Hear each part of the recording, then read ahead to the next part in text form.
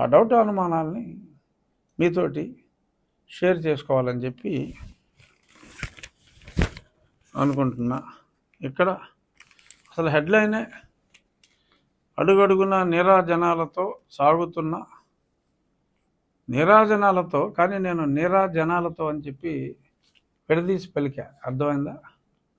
నీరా అంటే సారా, నీరాజనాలతో సాగుతున్న అపూర్వ యాత్రను చూసి ఓర్వలేక సీఎం జగన్పై హత్యాయత్నం చేశారండి. ఇదండి ఫోటో. ఒకసారి ఫోకస్ చేసుకుంటే ఇది ఫోటో. ఇక్కడ చిన్న దెబ్బ తగిలింది, నో డౌట్. ఏదో ఆ సమయంలో దీపాలు ఆర్పారు, ఎందుకంటే కొంచెం చీకటి వచ్చింది, మరి కరెంటు ఏదో తగులుతాయని చెప్పి దీపాలు ఆర్పారు.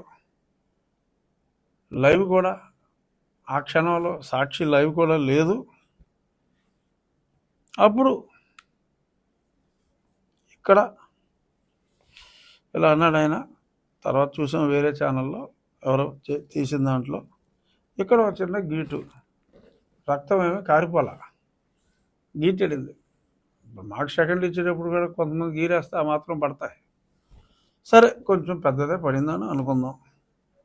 ఇది దీనికి ఎవడన్నా కుట్లేస్తాడా? బాబు చూడు నాయన వర్మ, చూడు, ఈ గీటుకి ఎవడన్నా కుట్లేస్తారా? జనం వేయరు.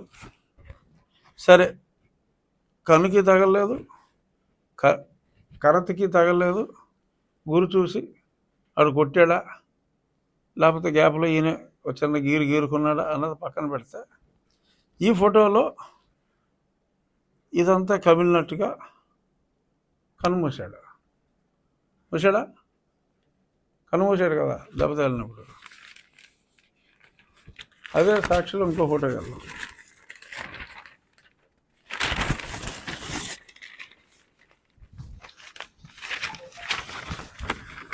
ఇక్కడ కన్ను నార్మల్, అంత మైల చుట్టూ, ఏదో ఫోటో ట్రిక్ అని నాకు అనిపిస్తుంది. నాకు అనిపించిన భావాలను పంచుకుంటున్నా. మీకు ఏమైనా డిఫరెంట్ భావాలు ఉంటే పంచుకుందాం. ఇక్కడ కను బాగానే ఉంది, చక్కగా పూర్తిగా తెరిచాడు, అలా సింబాలిక్గా ఇంతకుముందు ఫోటోలో మూసాడు. ఇక్కడ అంతగా కమల్లా. తర్వాత ఇంకో గంట అయింది, గంటన్నర 2 గంటలు అయింది అనుకున్నాం. ఆల్ నార్మల్, హాస్పిటల్లో చక్క నడిచి వచ్చేస్తున్నాడు బ్రహ్మాండంగా. ఇది పక్కన పెడితే ఆయన హత్యా ప్రయత్నం జరిగింది. ఆ తర్వాత ఆయన పర్యటనని కొనసాగించి సింగనగర్ నుంచి గన్నవరం దాకా చేరుకుంటే అప్పుడు అక్కడున్న cancer specialist doctor Simhadri Chandrasekhar గారు, అక్కడ ఒకసారి ఇక్కడ ఏదో చిన్న కాయలాగా ఉంటే ఇప్పుడు 20 ఏళ్ళ క్రితం తొలగించడం జరిగింది. Is an excellent doctor. ఇక్కడ ఒక డాక్టర్ గారు, బస్సులో రెడీగా ఉన్న ఒక డాక్టర్ గారు హరికృష్ణ గారు, ఆయనకి ఓ ప్యాచ్ చేశారట. అక్కడికి వెళ్ళాక ఆ క్యాన్సర్ డాక్టర్ గారు అది తీసి ఇంకో ప్యాచ్ చేశారట.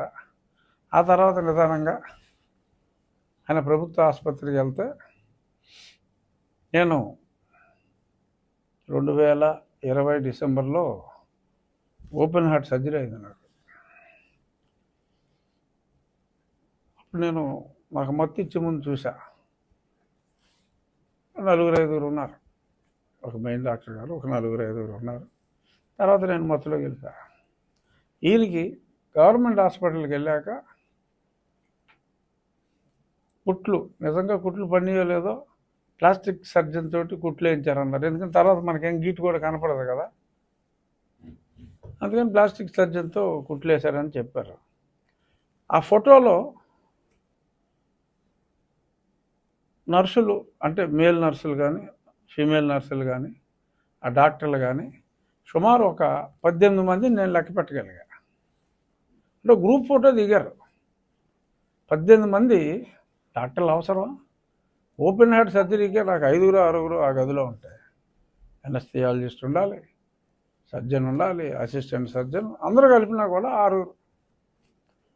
మరి ఇక్కడ 18 నుంచి ఒక 20 మంది మరి కుట్లేసినట్టుగా ఈయన యాజ్ యూజువల్ చిక్కటి చిరునవ్వుతో ఓ 18 మందితో చికిత్స అనంతరం ఆయన ఫోటో దిగాడు.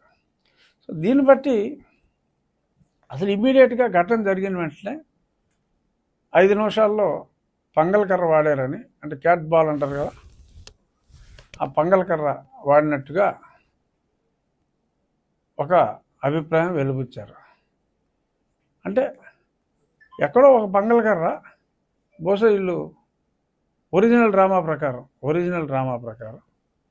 ఓ పంగల్కర్ర అక్కడెక్కడో వదిలేసి ఆనవాలుగా, అంటే ఆ కంగారులో వాడు పంగల్కర్ర, ఎందుకంటే అందరూ వస్తారు, అందుకనే నేను ముందు అనౌన్స్ చేశా డెఫినెట్గా నాయకులు, ఎందుకంటే ఎవరికాళ్ళు వాళ్ళ నామినేషన్ గొడవలు వాళ్ళు ఉంటారు. 22వ తారీఖు మంచి ముహూర్తం కాబట్టి ఎక్కువ మంది ఆ రోజే, అంటే కొన్ని నక్షత్రాల సెట్టింగ్లు ఉంటాయి, అందరికీ సూట్ కాకపోవచ్చు, కానీ నాయకులు ఎవరి గొడవలు వాళ్ళు ఉంటారు కాబట్టి నన్ను అభిమానించే ప్రజలు రాష్ట్రం నలుమూలల నుంచే కాకుండా విదేశాల నుంచి కూడా, అంటే ఫారినర్స్ కాదు, మన ఎన్ఆర్ఐలు చాలామంది వచ్చే అవకాశం ఉంది. 22 అదే అడగొద్దని చెప్పాగా, నాకు తెలియదుగా, ఇంకా రాశారు కదా పేపర్లో, ఏం రాశారు, ఎంపీకి పైకి పంపించారు అన్నారు. సో మళ్ళీ దానికి నాకు ఇద్దరు స్నేహితులే అని చెప్తూ కొన్ని దీక్షల గురించి మాట్లాడటం జరిగింది. ఎవరో స్టేట్మెంట్లు ఇచ్చారు, దొంగ దీక్షలు అన్నారు. ఆ మాటలో వెనక్కి తీసుకోవాలి, వెనక్కి తీసుకోకపోతే నా మీద తీవ్రమైన చర్యలు తీసుకోవాలని చెప్పి వాళ్ళు కోరటం జరిగింది. నాకు నా మీద తీవ్రమైన చర్యలు తీసుకుంటారంటే నాకు చచ్చేంత భయం. అందుకని ఆ మాటలు వెనక్కి తీసేసుకుందాం, మందేమైంది.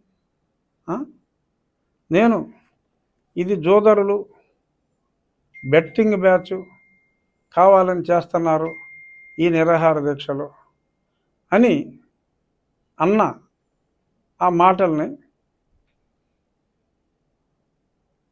వాళ్ళు కూడా విరమించారు. దీక్ష ఆరోగ్యంగా ఉండగానే విరమించారు. వాళ్ళ ఆరోగ్యం నిజంగా గ్రేట్. 3 రోజులు భోజనం చేయకపోయినా చక్కగా లేచి వెళ్ళగలిగారు. నిజంగా అటువంటి ఆరోగ్యం నేను కూడా కోరుకుంటున్నాను. వారి మనసు నొప్పించి ఉంటే, ఇంకెవరి మనసు అయినా నొప్పించి ఉంటే,